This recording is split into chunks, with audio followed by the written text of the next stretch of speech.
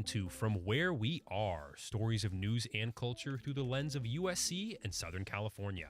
I'm Jeremy Cole, coming to you live from Studio B in USC's Annenberg Media Center. And I'm Hannah Abu-Al-Hajj. It's Wednesday, February 22nd. On today's show, Russia suspends its participation in the START Treaty, we take a look at the new LA City ordinance regarding outdoor eating, and TikTok versus traditional search engines. We find out which ones are preferred when looking for answers. All that and more from where we are.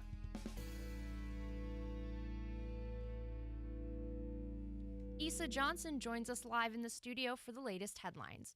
Issa, what's the latest? Well, Hannah, the man who made headlines nearly 5 years ago for the murder of Los Angeles artist Nipsey Hussle may spend the rest of his life in jail. Eric Holder was sentenced to 60 years to life in prison today in a Los Angeles courtroom. As a member of the Crenshaw community for over 30 years and a stakeholder, someone who knew Nipsey Hussle, I'm here to say that his murder has had a devastating and tremendous impact still to this day on our community. The sentencing is a combination of multiple charges against Holder, including murder, additional assault convictions aside from Hussle, and the enhancement of sentencing for the use of gun. Astronomers have found 6 new massive galaxies dating back 600 million years. That's the time of the Big Bang, the beginning of the universe. Scientists are calling the discovery stunning. They say they only expected to find what they call baby galaxies this close to the dawn of the universe. Each of the 6 objects looks to weigh billions of times more than our own sun. The special counsel investigating former President Trump subpoenaed his daughter Ivanka Trump and his son-in-law Jared Kushner. Both worked as advisors to the former president during his time in office. It's unclear if Trump will try to block them from testifying on the grounds of executive privilege. The special counsel is leading the investigation into Trump's efforts to overturn the 2020 election. Today is Ash Wednesday, and Catholics around the world mark the beginning of Lent with ashes on their forehead. At USC, the Office of Religious Life, the Caruso Catholic Center, Lutheran Campus Ministry, Progressive Christians at USC, and the Reformed University Fellowship joined together this morning for an Ash Wednesday service. And finally, bad weather is on the way, Trojans. Southern California is bracing for snowstorms, and LA County in particular is bracing for a possible blizzard. What? Some people wonder if this is a joke or a mistake, but it's not. In fact, forecasters say a blizzard isn't unheard of in the region. It just hasn't happened for a while. So button up and try to stay safe and off the roads. That's the latest in news. Back to you, Hannah.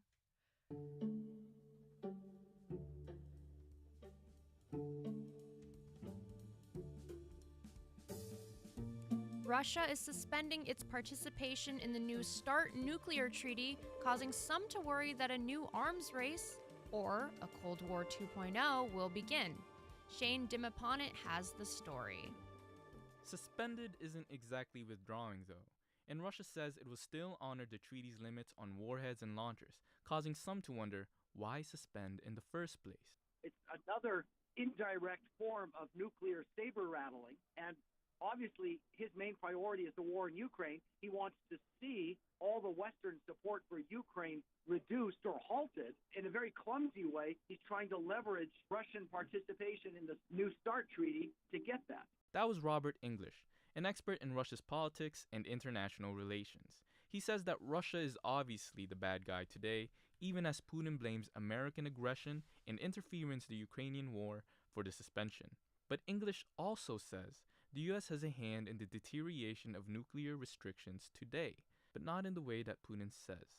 There were many treaties besides the new START Treaty, which was signed in 2010 by former Presidents Barack Obama and Russia's Dmitry Medvedev, that limited each country to 1,550 nuclear warheads and 700 deployed intercontinental ballistic missiles and heavy bombers. There was the Nuclear Non-Proliferation Treaty, the Intermediate Range Nuclear Forces, or INF Treaty, and the Anti-Ballistic Missile, or ABM Treaty, which ended in 2001. The death of the ABM Treaty was the first major blow to the nuclear arms control regime, and we did it under George W. Bush. Nuclear arms control has been deteriorating for a long time, with Bush striking the ABM Treaty in 2001, as English says, and Trump with the INF Treaty in 2019. And the recent situation with Russia's suspension exacerbates the issue of nuclear control further. Peter Carnevale, an expert in conflict management, couldn't give an interview but said the situation is bleak, to say the least. The U.S. and Russia are not the only nuclear powers, and we have two issues ongoing. One is China, after decades of maintaining a very small nuclear force, has in recent years been building up from dozens to hundreds of missiles and potentially moving up into the major leagues, if we can call it that, where the U.S. and Russia are. So that's already a nuclear arms race. But the treaty is eroding, and the question is if it will be renewed or extended in 2026. The treaty is important because, first, it puts concrete limits on weapons, and second, it creates an atmosphere of trust, transparency, and openness. Because when we don't know what the Russians are up to, we assume the worst, and we start building up rapidly. If they don't know what we're up to, they assume the worst, and it becomes a spiral, an unnecessary spiral. Regardless of the issue, English says de-escalation is still possible. For Annenberg Media, this is Shane Namaponet.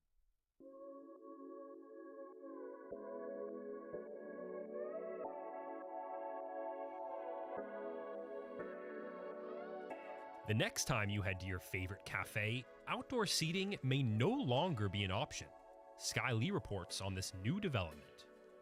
COVID upended all our lives, but the one silver lining was the Fresco program. USC School of Architecture professor Valerie Augustine explains. There was a specific ordinance enacted that allowed restaurants to do dining outdoors. But now, with COVID winding down, city officials are trying to figure out how to keep this pandemic program going. Recently, the LA City Council approved to keep the program, but are proposing expensive and time-consuming requirements to maintain it. Many businesses may not be able to meet these demands. This has left some restaurant goers, like Professor Augustine, disappointed. But I think they should just open it up and allow restaurants to do that. If anything, we've also shown that it doesn't negatively impact the public life or the public right-of-way to have cafes. And that's what businesses would like to do, but the new proposed ordinance would require restaurants that want to serve outdoors to reapply again for things like permits and inspections. The cost? Tens of thousands of dollars. For small restaurants that are already struggling to pay the bills, that cost could be a death sentence. LA City Planning Chief External Affairs Officer Yetta Kashishian says with emergency order being lifted, the city must comply with current laws and preserve the pre-pandemic Fresco. But Augustine says LA is behind the times. I would say especially in comparison to other major cities around the world, the sidewalk cafes are standard almost. And if anything, it's surprising that we don't have as much of it here in LA, especially considering our weather. And so when you go to other cities, places where the weather's much less hospitable, you have a lot of outdoor dining. And so I think in a city like LA, it's way overdue that we can have more outdoor seating. Either way, businesses might be left with the decision of having to pay the hefty fees or to shut down their outdoor seating. The planning department has 3 months to streamline the regulations and report back to the city council, hopefully figuring out a way for businesses to keep their outdoor seating open. For Annenberg Media, I'm Sky Lee.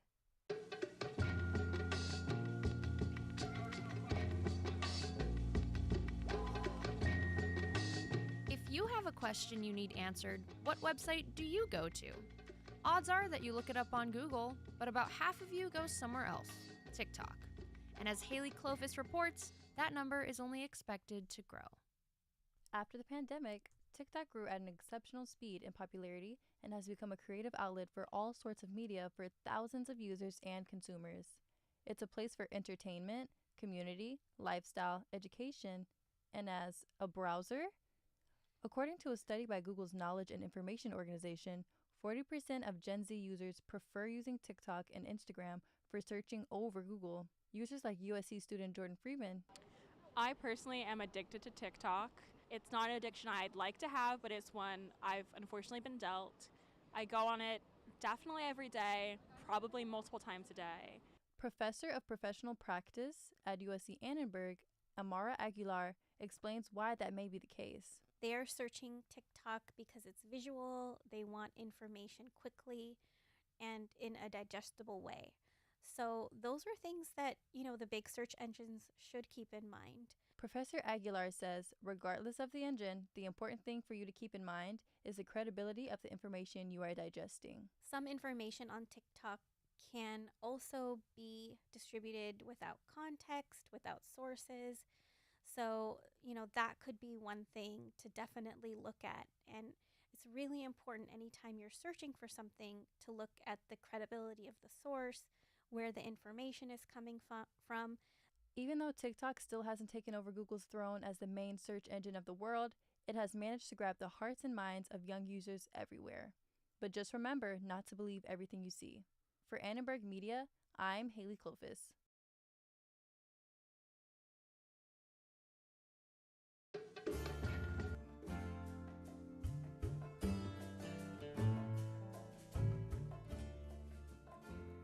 A brand new AI DJ may be hitting your Spotify playlist soon. Today, premium users have the ability to use the service in its beta form. Hey Max, what's going on? I'm X, and from this moment on, I'm going to be your own personal AI DJ on Spotify. Let's go.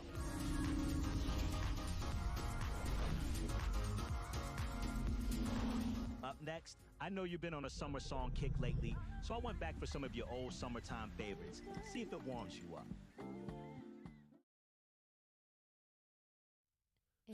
So yeah, that was the voice of the brand new AI DJ, who was actually the head of cultural partnerships at Spotify, named Xavier X Jernigan. That's why the DJ's X. But Got it. Hannah, what do you think of that new idea of an AI DJ controlling your Spotify?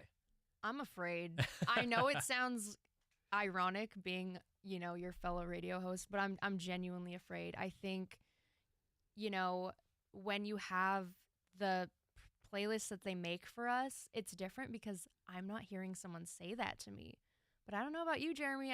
Hearing someone say, or I guess not really someone, but something say, hey, you might like this song. It's a little creepy. Yeah, it's interesting, especially because the voice is so realistic. I mean, it's literally from someone's actual voice is why that voice sounds so real.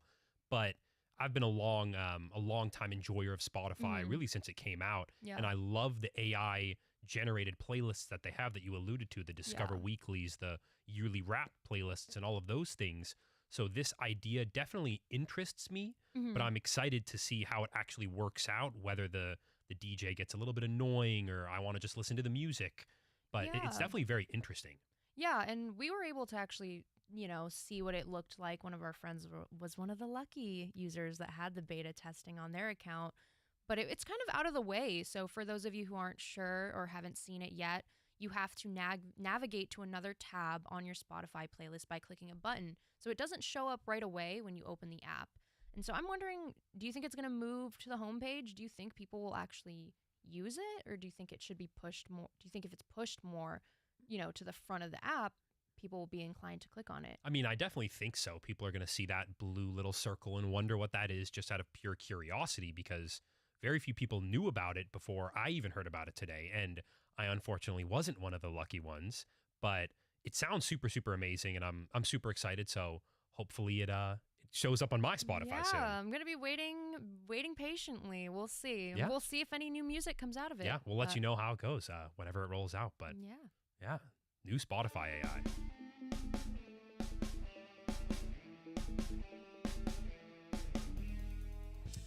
And that's all we have time for on today's From Where We Are.